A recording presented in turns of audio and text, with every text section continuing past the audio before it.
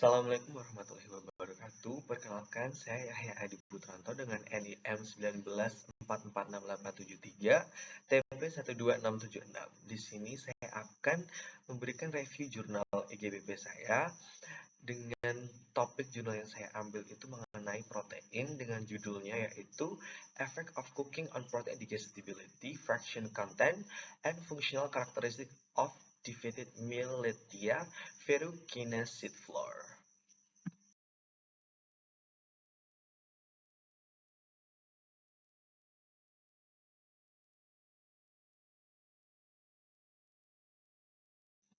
Legum merupakan salah satu sumber bahan pangan yang mengandung kandungan protein yang sangat bagus untuk kita konsumsi, yang mana dapat dimanfaatkan dalam pemecahan solusi kritis malnutrisi kalori protein di beberapa negara yang masih berkembang.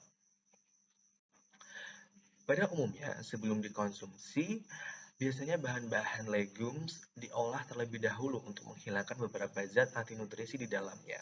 Selain itu, juga untuk meningkatkan fungsionalitas dari protein yang terkandung dalam legum tersebut.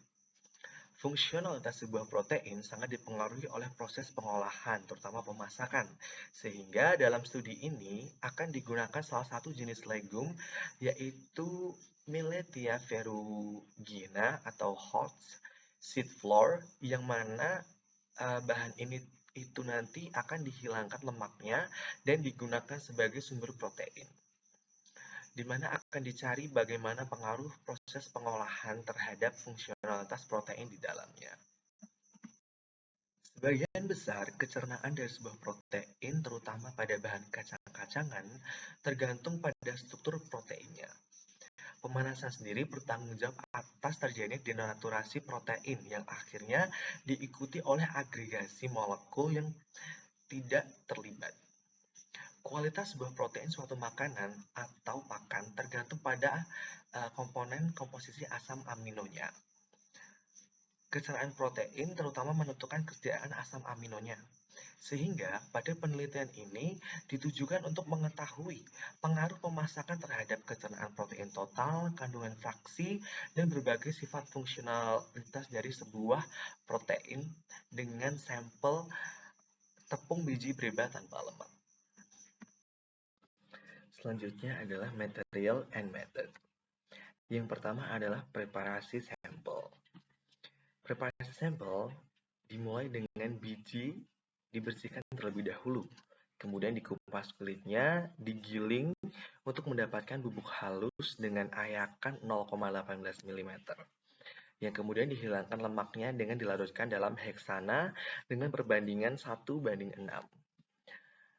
Dalam proses pemasakan, tepung yang didapat tadi akan disuspensikan dalam air suling yang kemudian akan direbus ke dalam water bath selama kurang lebih 30 menit. Setelah itu akan dikeringkan pada suhu 65 derajat Celcius selama 24 jam dan digiling hingga lolos saringan berukuran 0,4 mm.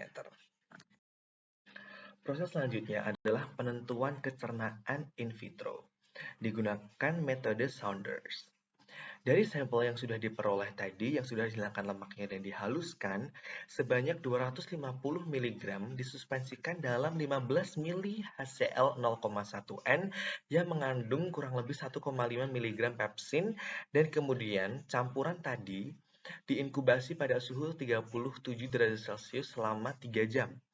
Reaksi sendiri akan dihentikan dengan penambahan 15 mili asam trikloroasetat atau TCA 10%.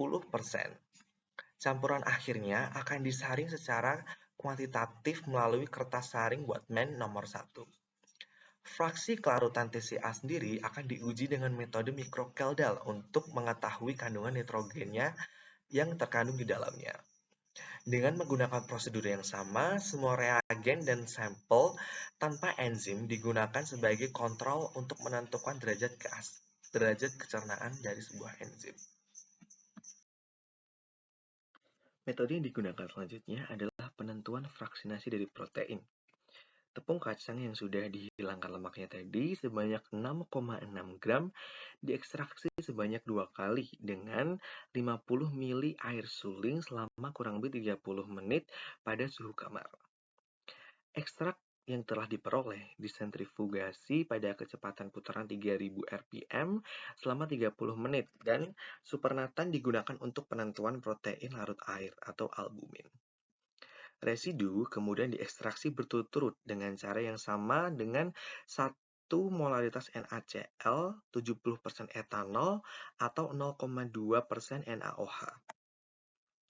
Supernatan dari masing-masing ekstrak dikumpulkan secara terpisah dan digunakan untuk memperkirakan fraksi larut garam, alkohol, atau alkali. Residu yang tersisa setelah ekstraksi berturut-turut mewakili protein yang tidak terlarut. Selanjutnya adalah penentuan dari SDS polyacrylamide gel electrophoresis. Jadi setengah gram sampel yang diperoleh dari tepung tadi dibedakan menjadi dua, yaitu tepung matang dan juga mentah dengan perbandingan 1:16, yang mana itu nanti akan dilarutkan di dalam air suling. Kemudian akan diisonikasi dengan menggunakan Soniprep 150 UMK. Bagian sampel diencerkan dengan aquadis dengan perbandingan 1:1 agar terlihat seperti gumpalan pita yang jelas pada sel elektroforesis. Seluruh sampel disentrifugasi pada kecepatan putaran 10.000 rpm selama 10 menit. Kemudian sampel diambil dari supernatan dan dicampur dengan buffer sampel lime dengan perbandingan 1:1. Sampel yang disiapkan dengan cara ini akan didenaturasi dalam air mendidih selama 10 menit. Dan setelah didenaturasi, sebanyak 25 mikroliter disuntikan ke dalam SDS page menggunakan penumpukan 5% dan gel pelarut 12,5%. Elektroforesis dilakukan pada tegangan 200 selama 1 jam. Setelah elektroforesis, lembaran gel diwarnai dengan 0,2 komasif brilian biru R250 selama 1 jam untuk mengetahui mana yang protein. Pewarnaan protein dapat dihilangkan dengan asam asetat 7% yang mengandung metanol kurang lebih 30%. Penanda berat molekul protein yang tidak diwarnai digunakan untuk menentukan berat molekul dari sebuah sampel. Selanjutnya adalah chelation capacity. Suspensi sampel 1-20 gram per 100 ml disiapkan dalam 5 ml air suling. Tabung reaksi yang berisi suspensi ini kemudian dipanaskan selama 1 jam dalam water bath sampai mendidih. Diikuti dengan pendinginan cepat di bawah air keran dingin yang mengalir. Tabung reaksi kemudian didinginkan lebih lanjut selama 2 jam pada suhu 4 derajat Celcius. Konsentrasi gelatin sendiri terkecil akan ditentukan sebagai konsentrasi ketika sampel dari tabung reaksi tersebut tidak jatuh atau terjadi slip. Kemudian juga ditentukan kapasitas absorpsi dari lemak dan juga air. 2 gram sampel dari protein tepung beribat tadi disuspensikan dalam 20 ml air suling, diaduk selama 5 menit, kemudian digojok dengan rotary shaker selama 30 menit pada suhu 25 derajat Celcius atau suhu kamar, kemudian disentrifugasi pada kecepatan 4000 rpm selama 30 menit. Dibebaskan air dituang dengan hati-hati ke dalam gelas ukur bertingkat dan kemudian dicatat volumenya. Kapasitas penyerapan air akan dinyatakan sebagai mililiter air yang ditahan oleh 1 gram protein, sedangkan kapasitas penyerapan atau absorpsi dari sebuah lemak dinyatakan sebagai mililiter lemak atau minyak yang ditahan oleh 1 gram protein. Selanjutnya adalah metode untuk menentukan kapasitas dan juga stabilitas busa. Jadi 1 gram tepung beribat tadi yang sudah dihilangkan lemaknya disuspensikan dalam 50 ml air sulingan yang kemudian dicampurkan semua itu ke dalam blender, kemudian di blender selama kurang lebih 5 menit. Hasil dari blender tadi dipindahkan ke dalam gelas ukur dengan berukuran 100 ml dan volume busa dapat dibaca setelah 30 detik setelah dimasukkan ke dalam gelas ukur tadi untuk mengetahui kapasitas busa tersebut. Untuk mengetahui stabilitas dari busa ditentukan dengan mengukur volume busa pada beberapa menit setelah dimasukkan tadi, yaitu ditentukan pada menit ke-10, 30, 60, dan 120 setelah menuangkan suspensi tadi. Rasio persentase peningkatan volume dihitung dan dinyatakan sebagai kapasitas berbusa. Semua percobaan tadi dilakukan sebanyak 3 kali pengulangan. Selanjutnya adalah penentuan kapasitas emulsi. Sebanyak 1 gram sampel dicampur dengan 50 ml air suling selama 30 detik dalam blender listrik dengan kecepatan maksimum. Setelah dispersi lengkap, minyak kacang kedelai halus ditambahkan terus-menerus, yaitu dengan kecepatan penambahannya 0,4 ml per detik dan 5 ml minyak, dan pencampuran dilanjutkan sampai terjadi pemisahan fase. Kapasitas pengemulsi dinyatakan sebagai mililiter minyak yang diemulsikan oleh 1 gram sampel tepung. Selanjutnya adalah penentuan dari bulk density. Jadi sebanyak 10 gram sampel dimasukkan ke dalam silinder bertingkat 25 ml yang kemudian dikemas dengan lembut. Volume sampel dicatat dan densitasnya dinyatakan sebagai gram protein per mili. Selanjutnya adalah analisis statistik. Data akan dianalisis dengan menggunakan SPSS versi 15. Rata dan standar deviasi dari analisis rangkap 3 tadi dihitung dengan menggunakan analisis varians atau ANOVA untuk menentukan perbedaan signifikan antara rata-rata hasil yang telah diperoleh. Berikutnya adalah pembahasan mengenai hasil yang telah diperoleh. Yang pertama mengenai kecernaan dari in vitro. Dari sampel yang dimasak, untuk kecernaannya sendiri dengan penambahan pepsin, kecernaan tersebut meningkat dari 1,37 plus minus 0,10 menjadi 55,1 plus minus 0,08. Selanjutnya dengan penambahan pepsin dan pankreatin menjadi 69,1 plus minus 0,06. Itu untuk tepung yang sudah dimasak. Untuk tepung yang mentah juga mengalami peningkatan dan itu lebih signifikan di mana untuk tepung yang ditambahkan dengan pepsin meningkat menjadi 72,4 plus minus 0,05 dan dengan penambahan pepsin dan pankreatin meningkat menjadi 97,2 plus minus 0,05. Sehingga hasil yang diperoleh menunjukkan bahwa perlakuan pemanasan atau pemasakan sendiri dapat menyebabkan penurunan kandungan protein yang lebih signifikan, baik dengan perlakuan penambahan pepsin maupun pepsin dan pankreatin dibanding dengan tepung yang mentah. Pemasakan sendiri memang memiliki efek yang cukup besar dalam mempengaruhi kecernaan protein.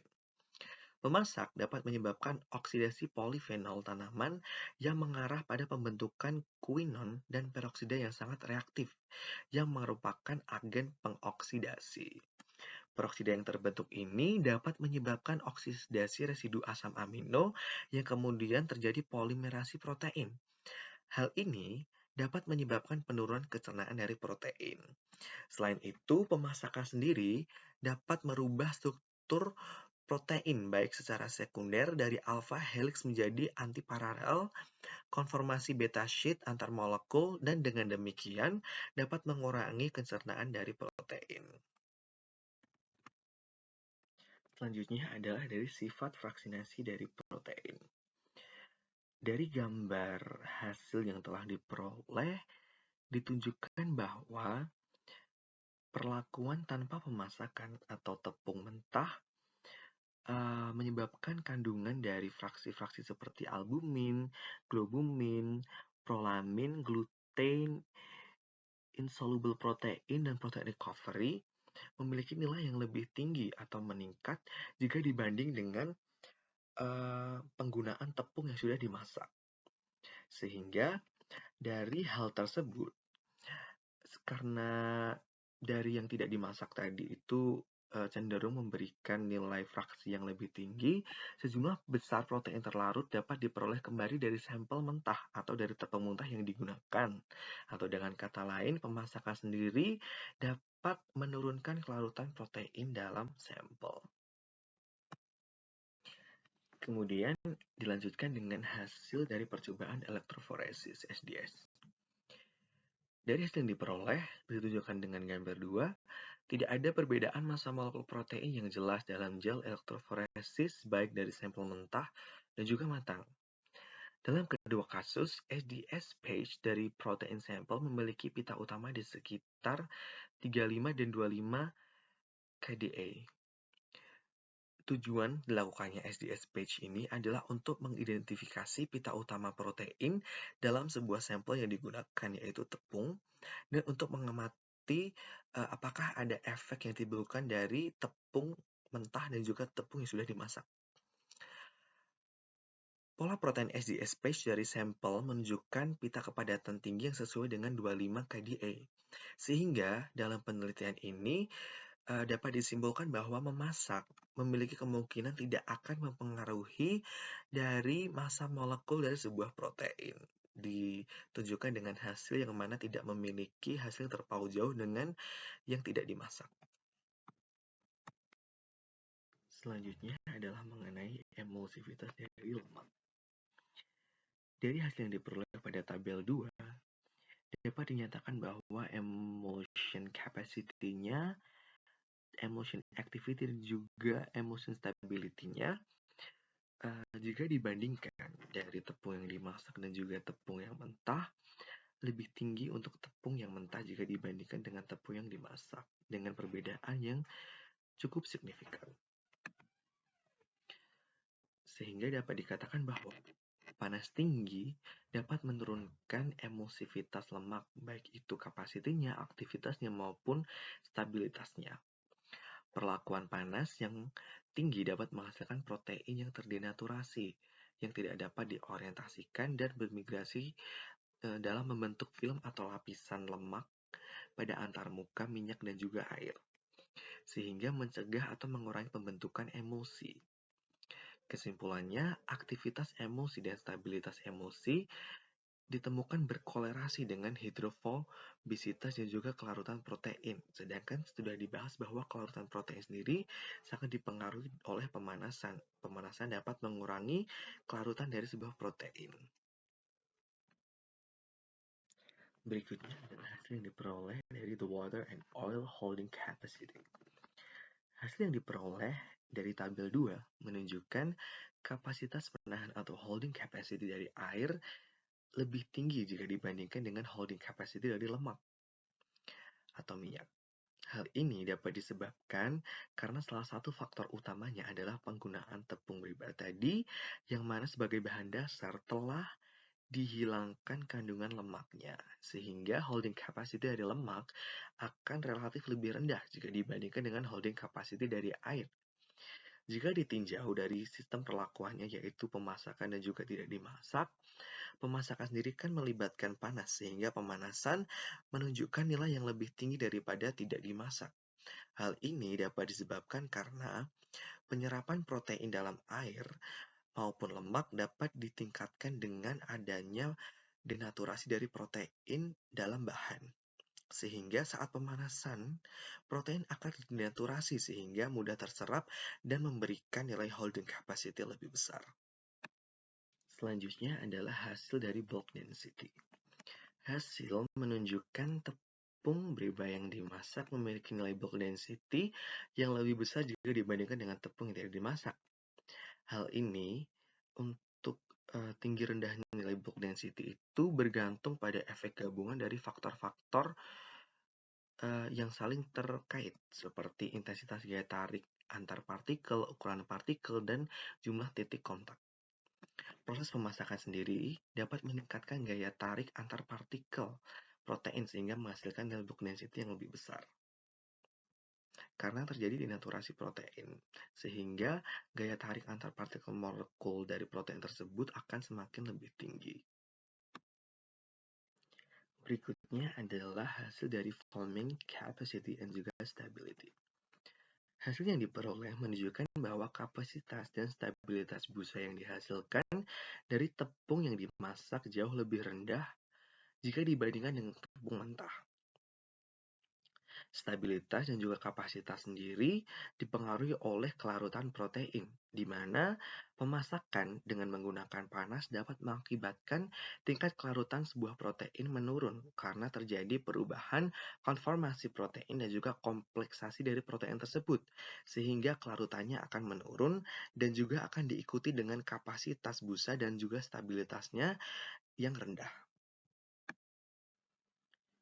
Hasil yang diperoleh menunjukkan bahwa kapasitas gel dari tepung mentah lebih tinggi jika dibandingkan dengan tepung yang dimasak.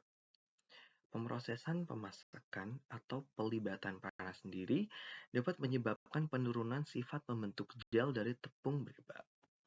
Kemampuan pembentuk gel diketahui dipengaruhi oleh sifat protein, pati, dan gam dalam sampel serta interaksinya selama perlakuan panas, di mana bergantung terhadap komponen non-protein dan juga kelarutan protein. Seperti yang diketahui, pemasakan sendiri atau penggunaan panas dapat mempengaruhi kelarutan proteinnya menjadi turun. Sehingga hasilnya menunjukkan bahwa tepung mentah dapat mengikat gel lebih baik jika dibandingkan tepung yang sudah dilakukan proses pemasakan. Dari percobaan yang sudah dilakukan, dapat disimpulkan bahwa proses pemasakan atau pelibatan panas memiliki efek atau pengaruh yang signifikan terhadap sifat fungsionalitas dari sebuah protein, seperti penurunan pencernaan protein, kandungan fraksi protein seperti albumin, dan juga lainnya. Pemanasan sendiri juga berpengaruh terhadap kapasitas emulsi, aktivitas stabilitas, kapasitas stabilitas busa, dan pembentukan gel dari sampel yang diteliti. Pemahaman mengenai variasi sifat fungsional sebagai hasil dari metode pengolahan domestik dapat membantu dalam pemanfaatan yang lebih baik dari protein dalam sistem pengolahan pangan.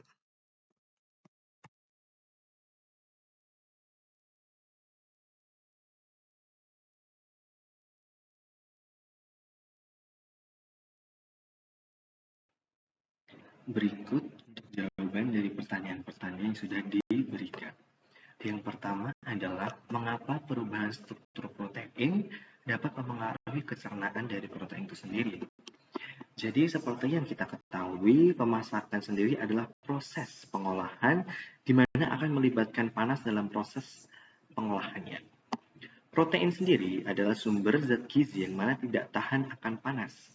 Panas akan menyebabkan protein terdenaturasi sehingga secara struktural protein akan berubah. Perubahan ini meliputi terpecahnya kandungan asam amino dalam suatu protein, sehingga protein tersebut akan mudah untuk diserap oleh tubuh dengan bantuan enzim-enzim yang ada di dalam tubuh. Sehingga dengan mudahnya protein yang setelah strukturnya berubah menjadi asam-asam amino tersebut diserap oleh tubuh, maka dapat dikatakan bahwa kecernaan proteinnya akan tinggi. Kecernaan protein sendiri dipengaruhi oleh beberapa faktor, salah satunya adalah pemanasan, yaitu dalam proses pengolahan, yang mana pemanasan akan mengubah struktur protein menjadi asam amino bebas yang akan diserap oleh enzim pencernaan sehingga daya cerna protein akan semakin tinggi. Ya, adalah pertanyaan nomor 2, yaitu mengapa kelarutan protein albumin dan globulin sebelum dimasak lebih tinggi jika dibandingkan dengan kelarutan setelah dimasak. Sedangkan kelarutan prolamin dan glutenin lebih tinggi setelah dimasak dibandingkan sebelum dimasak. Jadi untuk case ini dilihat dari sifat-sifat dari jenis protein tersebut, di mana untuk albumin sendiri bersifat larut dalam air dan mudah terkoagulasi apabila diberi panas.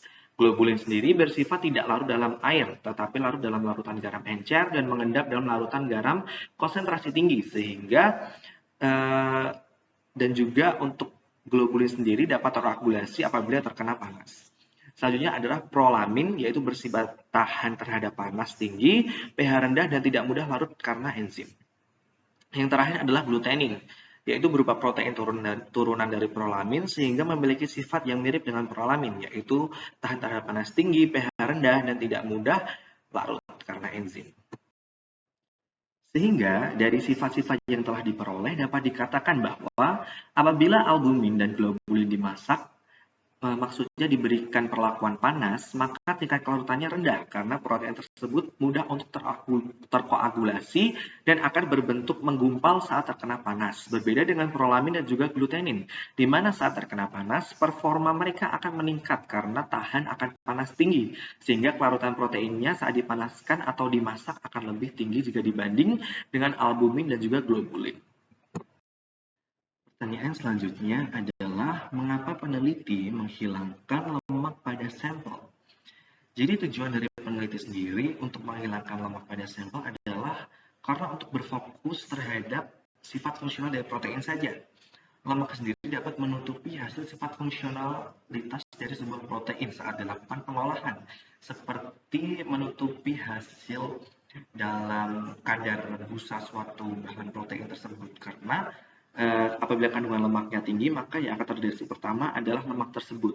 Sehingga dalam pengujian ini lemak dihilangkan dengan tujuan memfokuskan kinerja protein dan mengetahui perubahan proteinnya saja ketika diberi efek perlakuan pemanasan atau pengolahan. Selanjutnya adalah pertanyaan terakhir, di mana dalam kesimpulan disampaikan bahwa pemahaman variasi sifat fungsional efek pengolahan dapat membantu pemanfaatan protein yang lebih baik. Maka berdasarkan penelitian tersebut, kapan sebaiknya bahan pangan sumber protein diolah atau tidak diolah? Jadi pada dasarnya sendiri, proses pemanasan dalam pengolahan atau pemasakan dapat menyebabkan penurunan tingkat kadar protein yang ada dalam bahan karena protein terdenaturasi. Sehingga untuk kapan sebaiknya bahan pangan sumber protein diolah tersebut adalah dengan memilih bahan yang tepat sebagai sumber protein. Karena tiap sumber bahan pangan yang mengandung protein sendiri memiliki kerentanan tersendiri, seperti jeroan ayam akan lebih mudah untuk hilang proteinnya jika dibandingkan dengan daging ayam biasa. Sehingga hal terbaik yang dapat dilakukan adalah dengan mengolahnya dengan baik, di mana mengolahnya dengan suhu yang tidak terlalu tinggi, seperti dengan proses pengukusan, pemanggangan, dan penumisan. Untuk proses penggorengan sendiri, sebaiknya diusahakan untuk dihindari karena benar-benar dapat merusak protein yang terkandung dalam makanan. Untuk konsumsi protein yang tidak diolah dapat dilakukan dengan memakannya secara mentah untuk menjaga kandungannya, seperti dibuat dalam salad ataupun produk lain seperti sushi yang biasanya berfokus dalam sumber pangan ikan.